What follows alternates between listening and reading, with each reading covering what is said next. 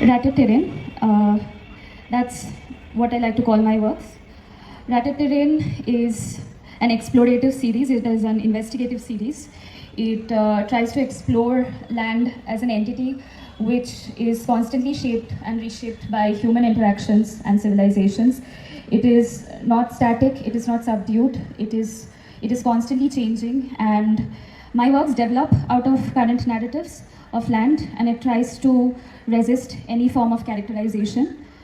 I have tried through years of 3 years of exploration and investigation. I have tried to explore in my own way what I feel is my own inscape almost. It's an emotional and physical reaction to my own environment, and that is what I've tried to portray through these works. To me, it's a visual vocabulary through which I try to best express what it means to be a landscape in this day and age. So yeah. A first work from the series. These are works done on canvas. There's different levels of inquiry.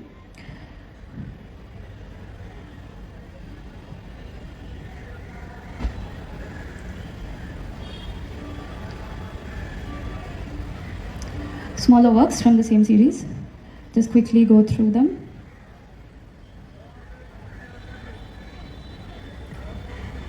Yeah. So these are my very current works. Now for the other medium that I worked with.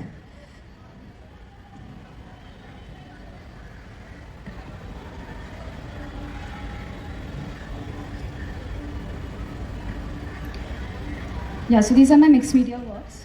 It's printmaking, it's a monotype print.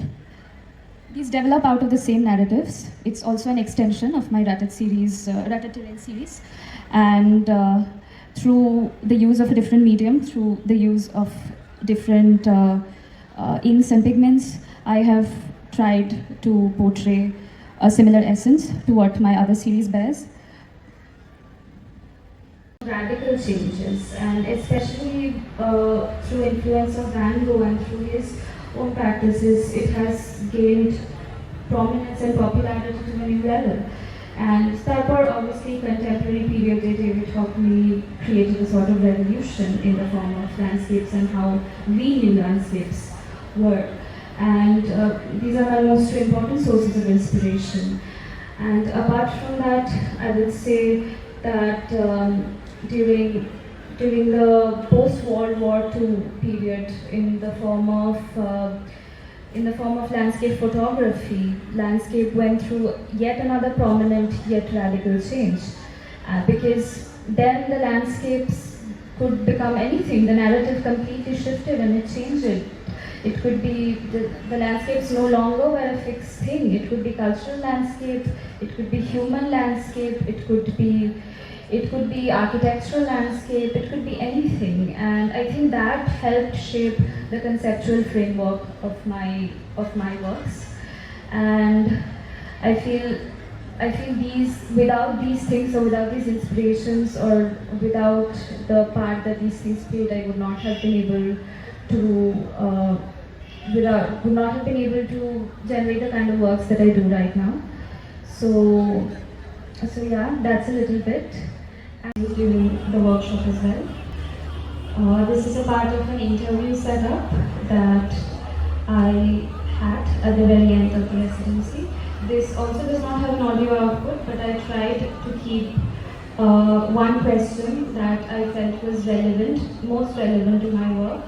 Here I'm answering the question on what inspired me to do this project. And I'm telling a little bit of the backstory, also a little bit about my work which helped navigate through this project. Unfortunately, there is not an audio output, so I'll just fast forward. Okay.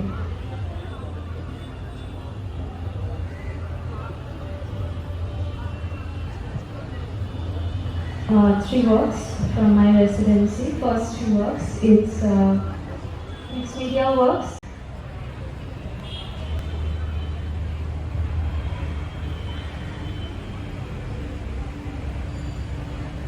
The installation process, some more works.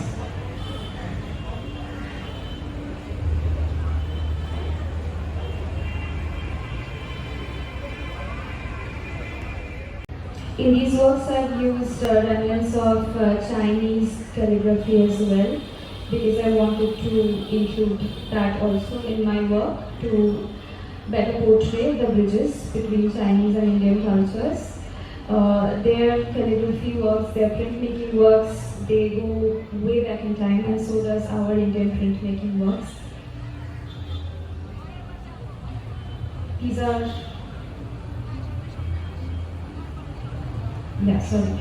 These are some smaller works from the residency. These have some naturally sourced materials. There are some branches, there are some leaves.